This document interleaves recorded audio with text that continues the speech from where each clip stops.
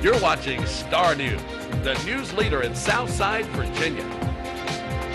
Good evening and welcome back to Star News. As we join you live here, we start off with an update on a house fire that occurred in the city of Martinsville earlier today on Stultz Road.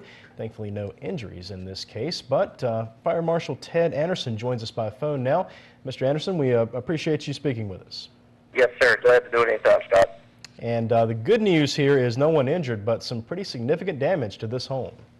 Yes, sir. The family that was home at the time of the fire basically made it out with the clothes on their back, and the situation could have been a whole lot worse. But they did make it out with their lives. Now, I know that you're still investigating this fire. The cause hasn't been determined just yet. That is correct. We have narrowed it down to what we consider a room of origin. In other words, we know the room that the fire started in, and that is in the kitchen. However, I like to be able to find a point of origin, and with the information we have at this point, I'm not comfortable in designating a certain point of origin. So we're going to spend a little bit more time on it to try to come up with that. Okay. And I know fire response times in the city are pretty quick. Of course, the house is still standing, and again, no one injured, but maybe a little more significant damage here. This was a somewhat advanced fire by the time crews got on the scene. Is that right? Yes, sir. It was. The excuse me.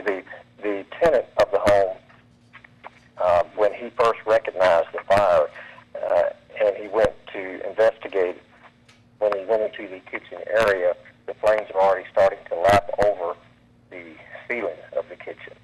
And in order for a fire to have already done that, there were several things that played a factor. One, the type of construction. There was paneling type walls that were in there, which burns rather rapidly. And then when he did recognize that, of course, his first priority, which was correct, was to get himself, his son, and his mother out of the home. And as I stated earlier, they made it out with basically the clothes on their back, and I think the mom even had to exit without having any shoes on. So he did that. 911 dispatchers received several calls regarding the fire. I would say, I'm sure our response time to that was probably somewhere in the 5-minute mark, which doesn't seem like a lot of time, and it is a very quick response, but fire doubles in size about every 30 to 60 seconds, so it had a big jump on the firefighters by the time they arrived. Now, one thing that looks a little unusual in the video that I'm looking at here is that there appeared to be perhaps some plyboard window coverings there over, it looks like all, maybe at least most of the windows in the home. Was that done after the fire because the windows were broken out, or were those thought to be in place before then? Very good question. That was done after the fire. What we try to get property owners to do whenever they have an event like that, because with no windows and no doors, it makes it an attractive nuisance. It opens it up to squatters and children and other folks. So we try to encourage the property owners to quickly cover all windows and doors of the property, to which they did do. So yes, that did happen after the fire. Okay, and of course that's also a good way to help prevent reignition of a fire because it closes off a primary oxygen source. Yes, sir, absolutely, exactly. Okay, interesting. Well, it looks like that property owner then is very attentive and quick to respond. That's good. Yes, sir, and that did. We like to see that when it happens. Sometimes people are not in positions to be able to do that, but this gentleman happened to be local. He was a responsible property owner, and we did go ahead and have the security. It's my understanding that the property owner did have insurance. Unfortunately, the tenants themselves did not have insurance. So, and of course, one doesn't intertwine with the other. So the tenants, the renters of the property, are basically out of everything they had. What can you tell us about what is being done to help them right now? Are they receiving aid from the Red Cross? Yes, sir. My understanding, well, actually, we did witness Red Cross there on the scene today, speaking with the family. So it was 2 adults and 1 child that was there. They did render services such as they placed them up at a local hotel, and other than that, I'm not sure what other services they're offering to them, but I feel like it is the normal realm that they can offer anyone that's been burned out. What if there's some of our viewers out there, perhaps, who would like to help this family? I know there's 2 adults and then a child here. Should they contact the Red Cross? Is that the best way to go about doing that?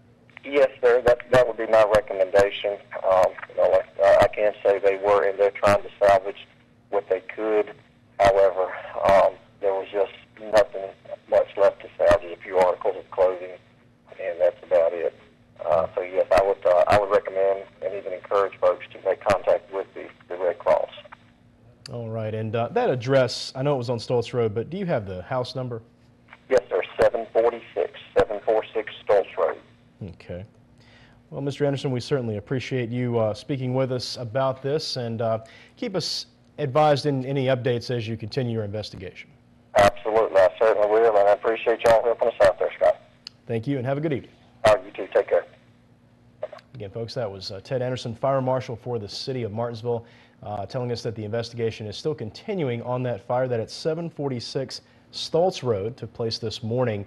And again, the names of the family not being released at this time, but we can tell you there's 2 adults and 1 child.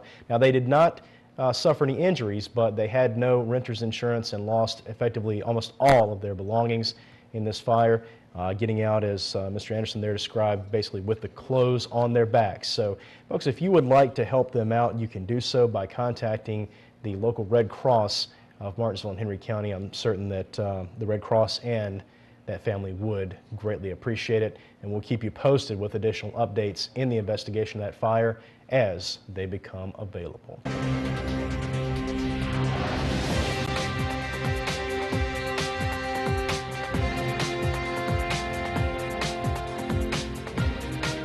You're watching Star News, the news leader in Southside Virginia.